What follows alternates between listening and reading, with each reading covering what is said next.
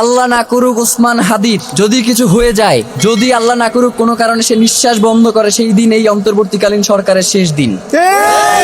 আমরা চুপ রয়েছি এর জন্য আপনারা মনে করবেন না ওসমান হাদি শুধু একা। বাংলাদেশের 18 কোটি জনতা এখন ওসমান হাদি বলে স্লোগান দেয় যে আমরাই ওসমান হাদি। খুনি আমাদের প্রতিবেশী রাষ্ট্র ভারতে পালিয়েছে, এই খুনি ইতিপূর্বেও গ্রেফতার হয়েছে। তার এই জামিন ওসমান হাদিদের মতো যারা জুলাইয়ের কণ্ঠস্বর, তাদেরকে আসলে মেরে ফেলার জন্যই এদেরকে বের করা হয়েছে। আমাদের আইনজীবীরা বাংলাদেশের প্রেক্ষাপটে তারা আসলে এই পেশাটাকে যে কিভাবে গ্রহণ করে আমি জানি না। মানে তারা মনে করে যে টাকার কাছে মানবতা বিক্রি করে দেয়া যায়। বাংলাদেশের যে গোয়েন্দা সংস্থাগুলো রয়েছে তারা সম্পূর্ণভাবে এক্ষেত্রে অসহযোগিতা করেছে। আমার কাছে মনে হয় যে এখনো গোয়েন্দা সংস্থার মধ্যে এমন কিছু লোক রয়ে গেছেন যারা এখনো চাচ্ছে না যে বাংলাদেশ তার স্বাধীনতা সার্বভৌমত্ব ফিরে পাক। যারাই এবং যখনই কোনো গুম খুন এবং হত্যা হয়, সেই খুনির আশ্রয়দাতা অটোমেটিক্যালি ভারত হয়ে যায়। তো একটা প্রতিবেশী রাষ্ট্রের দায়িত্ব কি তার পার্শ্ববর্তী রাষ্ট্রের যে নিরাপত্তা যারা বিঘ্নিত করে তাদেরকে আশ্রয় দেয়া, নাকি তার পার্শ্ববর্তী রাষ্ট্রের নিরাপত্তা যাতে কোনোভাবে ব্যাহত না হয় সেই দিকে সহযোগিতা করা? বাংলাদেশে ভারতীয় দূতাবাসের আর কোনো কার্যক্রম চলতে দেয়া হবে না। যেই রাষ্ট্র বাংলাদেশের স্বাধীনতার সার্বভৌমত্বকে বিনষ্ট করে দিতে চায়, যারা বারংবার বাংলাদেশের এই মানচিত্রে যারা থাবা বসিয়েছে তাদেরকে আশ্রয় দিয়েছে, এবং এই খুনি পতিত স্বৈরাচার হাসিনাকে যারা এখন পর্যন্ত লালন পালন করছে, সেই রাষ্ট্রের সাথে বাংলাদেশের সুসম্পর্ক থাকবার আর কোনো কারণ হতে পারে না। ডক্টর ইউনূস মহোদয়, আপনি খুব সুন্দর করে কথা বলেন, মাঝে মধ্যে একটু মুচকি হাসেনও। আপনার লজ্জা পাওয়া উচিত। যে ওসমান হাদি নিরাপত্তা নিশ্চিত করতে পারেন না, অথচ আপনারা বলেন ফেব্রুয়ারির 12 তারিখে আপনারা নাকি নির্বাচন করবেন। এক আসনের প্রার্থীর আপনারা নিরাপত্তা নিশ্চিত করতে পারেন না, আর 300 আসনে আপনারা ইলেকশন করবেন এবং সেই ইলেকশন সুষ্ঠু হবে, কোনো ঝামেলা হবে না এবং সবথেকে সুন্দর নির্বাচন হবে, এমন কথা যখন আপনারা বলেন তখন আপনাদের মুখে আমাদের থুতু মারতে ইচ্ছে হয়। হায়াতে তাইয়েবা নসিব করেন এবং আপনাদের সামনে বাংলাদেশের মানুষের হয়ে বাংলাদেশের জনতার কথা বলতে পারে, আল্লাহ যাতে তাকে সেই তৌফিক নসিব করেন। প্রিয় ভাইয়েরা, ওসমান ভাইয়ের শারীরিক অবস্থার কথা আপনারা জানতে চেয়েছেন। ওসমান ভাইয়ের বর্তমান শারীরিক অবস্থা হচ্ছে গত 2 দিন ধরে যেমন ছিল খুব একটা পরিবর্তন আসে নাই। তবে আজকে আমরা বোর্ড মিটিংয়ে ডাক্তারদের সাথে কথা বলেছি, তারা আমাদেরকে জানিয়েছে যে পরিবার চাইলে কিংবা রাষ্ট্র যদি মনে করে তাহলে ওসমান হাদিকে তারা উন্নত চিকিৎসার জন্য বিদেশে প্রেরণ করতে পারে। তো আমরা ইতিমধ্যেই ইনকিলাব মঞ্চের পক্ষ থেকে, যেহেতু আপনারা জানেন যে সরকারিভাবে যদি কোনো একজন পেশেন্টকে পাঠানো হয় বিদেশে, সেক্ষেত্রে কিছু প্রসিডিউর রয়েছে। তো ইনকিলাব মঞ্চের ভাই বোনেরা এবং তার পরিবার তারা অলরেডি প্রায় 1.5 কোটি টাকায় ধার করে এয়ারক্রাফট তারা ভাড়া করেছে ওসমান হাদিকে বিদেশে চিকিৎসার জন্য। সেক্ষেত্রে তারা এখন পর্যন্ত সরকারের কাছ থেকে কোনো ধরনের সহায়তা গ্রহণ করে নাই। ভাইয়েরা,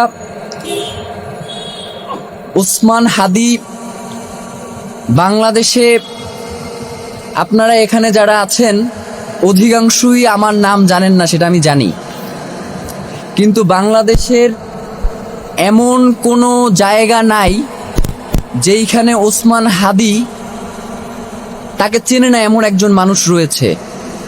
সুতরাং সেই ওসমান হাদি বিভিন্ন সময়ে আপনাদেরকে জানিয়েছেন যে তার উপরে হত্যার হুমকি রয়েছে, বিভিন্নভাবে বিভিন্ন মাধ্যমে তাকে হত্যার হুমকি দিয়েছে বিদেশ থেকে এবং বাংলাদেশের বিভিন্ন নাম্বার থেকে। এবং শাহবাগ থানায় গত ডিসেম্বরে একটা জিডিও করা হয়েছে, এবং এই হামলার কিছুদিন সপ্তাহখানেক আগেও ওসমান হাদি নিজের প্রোফাইলে একটা পোস্ট দিয়েছিলেন এবং সেখানে তাকে যারা হত্যার হুমকি দিয়েছিল তাদের নাম্বার সে পাবলিক করে দিয়েছিল। বাংলাদেশ সরকার যারা দায়িত্বে রয়েছেন, যে সকল গোয়েন্দা সংস্থা, অত্যন্ত হাস্যকর বিষয় যে ওসমান হাদির তার উপরে যে আক্রমণ হয়েছে, এখন পর্যন্ত আপনারা যেই ফুটেজ দেখেছেন বা যাদেরকে শনাক্ত করা হয়েছে, এইটা আসলে কোনো গোয়েন্দা সংস্থা করে না, আমরা শনাক্ত করে তাদের কাছে এই ফুটেজ পাঠিয়েছি। তো গোয়েন্দা সংস্থার কাজ কি একজন ব্যক্তির উপর আক্রমণ হওয়ার পরে মানে আমাদের কাছে সিসিটিভি ফুটেজ চাওয়া, নাকি কোন কোন পথ ধরে এই খুনিরা পালিয়েছে সেই ফুটেজগুলো তারা নিজ দায়িত্বে সংগ্রহ করা? রাত 10টার সময় সিআইডির একটা টিম এই হসপিটালে এসেছে, রাত 2টায়, দুঃখিত। তো রাত 2টায় ঘটনা হচ্ছে দুপুর 2টার, আর তারা এসেছে রাত 2টায়, মানে এটা তো একজন খুনির জন্য পালিয়ে যাওয়ার জন্য যথেষ্ট সময়। সুতরাং আমাদের কাছে স্পষ্ট মনে হয়েছে যে বাংলাদেশের যে গোয়েন্দা সংস্থাগুলো রয়েছে তারা সম্পূর্ণভাবে এক্ষেত্রে অসহযোগিতা করেছে, এবং জুলাইয়ের এই যে শক্তি যারা বাংলাদেশকে ধারণ করে, আমার কাছে মনে হয় যে এখনও গোয়েন্দা সংস্থার মধ্যে এমন কিছু লোক রয়ে গেছেন যারা এখনও চাচ্ছে না যে বাংলাদেশ তার স্বাধীনতা, সার্বভৌমত্ব ফিরে পাক। দীর্ঘ 17 বছরে বাংলাদেশের স্বাধীনতা, সার্বভৌমত্ব যেভাবে দিল্লির কাছে মাথা নত করেছিল, তারা এখনও সেই প্রচেষ্টা চালিয়ে যাচ্ছে।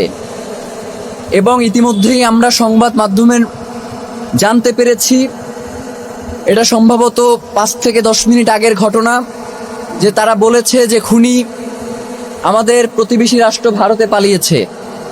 আপনাদের কাছে একটা কথা জানতে চাই যে বাংলাদেশে যারাই এবং যখনই কোনো গুম, খুন এবং হত্যা হয়, সেই খুনির আশ্রয়দাতা অটোমেটিক্যালি ভারত হয়ে যায়। তো একটা প্রতিবেশী রাষ্ট্রের দায়িত্ব কি তার পার্শ্ববর্তী রাষ্ট্রের যে নিরাপত্তা, যারা বিঘ্নিত করে তাদেরকে আশ্রয় দেয়া, নাকি তার পার্শ্ববর্তী রাষ্ট্রের নিরাপত্তা যাতে কোনোভাবে ব্যাহত না হয় সেই দিকে সহযোগিতা করা? আমরা ইনকিলাব মঞ্চের পক্ষ থেকে আপনাদেরকে জানাতে চাই, যদি সত্যি সত্যিই ভারতে এই খুনি পালিয়ে থাকে, তাহলে যেন অতি দ্রুত বাংলাদেশ সরকারের পক্ষ থেকে ভারতকে আহ্বান জানানো হয় খুনিকে হস্তান্তরের ব্যাপারে। এবং এই ব্যাপারে যদি ভারত অসহযোগিতা প্রকাশ করে, তাহলে ইনকিলাব মঞ্চ বাংলাদেশের সকল বাংলাদেশপন্থী জনতাকে নিয়ে ঘোষণা করছি যে বাংলাদেশে ভারতীয় দূতাবাসের আর কোনো কার্যক্রম চলতে দেয়া হবে না। যেই রাষ্ট্র বাংলাদেশের স্বাধীনতা, সার্বভৌমত্বকে বিনষ্ট করে দিতে চায়, যারা বারংবার বাংলাদেশের এই মানচিত্রে যারা থাবা বসিয়েছে, তাদেরকে আশ্রয় দিয়েছে, এবং এই খুনি পতিত স্বৈরাচার হাসিনাকে যারা এখন পর্যন্ত লালন পালন করছে, সেই রাষ্ট্রের সাথে বাংলাদেশের সুসম্পর্ক থাকবার আর কোনো কারণ হতে পারে না। আমরা বাংলাদেশের জনগণ হিসেবে আপনাদের মাধ্যমে বহির্বিশ্বের যারা আছেন তাদেরকে একটা বার্তা দিতে চাই যে আপনারা অতি দ্রুত বাংলাদেশের স্বাধীনতা, সার্বভৌমত্বের ব্যাপারে যে আশঙ্কা দেখা দিয়েছে এবং বাংলাদেশের সার্বভৌমত্বকে যারা বিভিন্নভাবে বিনষ্ট করার চেষ্টা করছে, বহির্বিশ্বে যারা রয়েছেন, আপনারা অতি দ্রুত এই প্রতিবেশী, এই আধিপত্যবাদের যেই শক্তিটা রয়েছে, যারা বাংলাদেশকে অকার্যকর রাষ্ট্রে পরিণত করতে চায়, তাদের বিরুদ্ধে আপনাদের জোরালো কণ্ঠস্বর আমরা শুনতে চাই। ডক্টর ইউনূস মহোদয়, আপনি খুব সুন্দর সুন্দর করে কথা বলেন, মাঝে মধ্যে একটু মুচকি হাসেনও, আপনার লজ্জা পাওয়া উচিত। যে ওসমান হাদি, আপনার এই অন্তর্বর্তীকালীন সরকার, তিনি তো আসলে কোনো রাজনৈতিক দল এবং মতের মধ্য দিয়ে উঠে আসা সরকার নয়, তিনি তো বাংলাদেশের জনতার সরকার। সেই বাংলাদেশের জনতার কণ্ঠস্বর শরীফ ওসমান হাদি, যিনি ঢাকা, বাংলাদেশের 300 আসনের মধ্যে ঢাকা 8 আসন অত্যন্ত গুরুত্বপূর্ণ, আপনারা জানেন। ওসমান হাদি কোনো ঠুনকো ব্যক্তি নয় যে তাকে যে কোনোভাবেই আপনারা বিবেচনায় নিতে পারেন। ওসমান হাদি হচ্ছে বাংলাদেশের স্বাধীনতা, সার্বভৌমত্বের প্রতীক। সুতরাং আপনারা ওসমান হাদির নিরাপত্তা নিশ্চিত করতে পারেন না, অথচ আপনারা বলেন ফেব্রুয়ারির 12 তারিখে আপনারা নাকি নির্বাচন করবেন। এক আসনের প্রার্থীর আপনারা নিরাপত্তা নিশ্চিত করতে পারেন না, আর 300 আসনে আপনারা ইলেকশন করবেন এবং সেই ইলেকশন সুষ্ঠু হবে, কোনো ঝামেলা হবে না এবং সবথেকে সুন্দর নির্বাচন হবে, এমন কথা যখন আপনারা বলেন তখন আপনাদের মুখে আমাদের থুতু মারতে ইচ্ছে হয়। আপনাদেরকে আমরা জানাতে চাই যে ইতিপূর্বেও ওসমান হাদি তার শঙ্কার কথা জানানোর পরেও কেন গোয়েন্দা সংস্থা থেকে তাদের বিরুদ্ধে কোনো ধরনের ব্যবস্থা নেওয়া হলো না, এবং আপনারা জানেন যে এই যে খুনি, এই খুনি ইতিপূর্বেও গ্রেফতার হয়েছে এবং তাকে এই সরকারের আমলেই জামিন দেওয়া হয়েছে।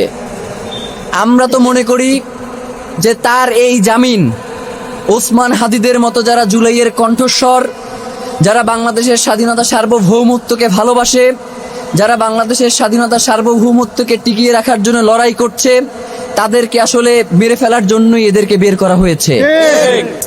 সুতরাং এই দায় কোনোভাবেই অন্তর্বর্তীকালীন সরকার এড়াতে পারে না। আমরা কোনোভাবেই আপনি বিমান থেকে লাফ দিবেন এবং হেলমেটে ওসমান হাদির ছবি সেখানে পোট্রে করবেন, আমরা তো ওসমান হাদির এই অচেতন অবস্থায় তাকে আপনারা পুষ্পমাল্য দিবেন এই প্রত্যাশা আমরা রাখি নাই। আমরা অন্তত মনে করেছিলাম যেহেতু ওসমান হাদি বাংলাদেশের স্বাধীনতা সার্বভৌমত্ব রক্ষার সবচেয়ে বলিষ্ঠ কণ্ঠস্বর এবং অন্তর্বর্তীকালীন সরকারের সবচেয়ে বড় শক্তির জায়গা, সুতরাং আপনাদের নিজেদেরই দায়িত্ব ছিল ওসমান হাদিকে রক্ষা করা। যেহেতু আপনারা ওসমান হাদিকে আমরা 48 ঘন্টা সময় দিয়েছিলাম, আপনারা এই 48 ঘন্টার মধ্যে ওসমান হাদির যারা খুনি রয়েছে তাদেরকে আপনারা গ্রেফতার করতে পারেন নাই। সুতরাং আমরা ইনকিলাব মঞ্চ এবং বাংলাদেশের জনতার মতামতকে প্রাধান্য দিয়ে আপনাদেরকে বলছি যে ওসমান হাদির জন্য আপনারা খাস করে দোয়া করেন। আল্লাহ না করুক ওসমান হাদির যদি কিছু হয়ে যায়, ওসমান হাদি যেই দিন, যদি আল্লাহ না করুক কোনো কারণে সে নিঃশ্বাস বন্ধ করে, সেই দিন এই অন্তর্বর্তীকালীন সরকারের শেষ দিন। আমরা চুপ রয়েছি এর জন্য আপনারা মনে করবেন না যে ওসমান হাদি শুধু একা। বাংলাদেশের 18 কোটি জনতা এখন ওসমান হাদি বলে স্লোগান দেয় যে আমরাই ওসমান হাদি। সুতরাং আপনার এই ক্ষমতা, আপনার এই রাষ্ট্রের স্থিতিশীলতা বজায় রাখার জন্য অতি দ্রুত যারা এর পিছনে দায়ী রয়েছেন তাদেরকে গ্রেফতার করা হোক।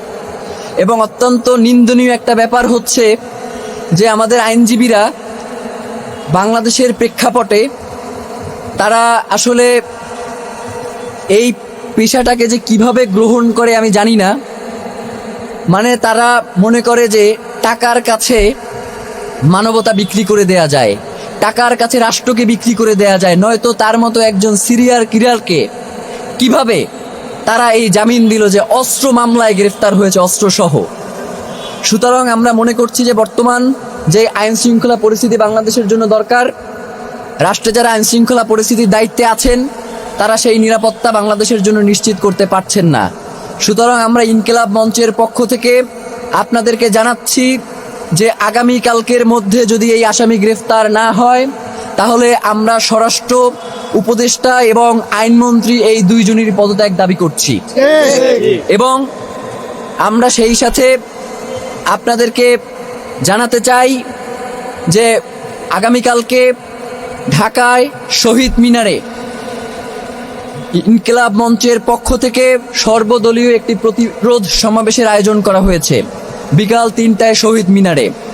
বাংলাদেশের সকল রাজনৈতিক দল এবং মত যারা বাংলাদেশপন্থী, কোনোভাবেই যারা ভারতের তাবেদার, তাদেরকে আমরা এখানে আমন্ত্রণ জানাচ্ছি না।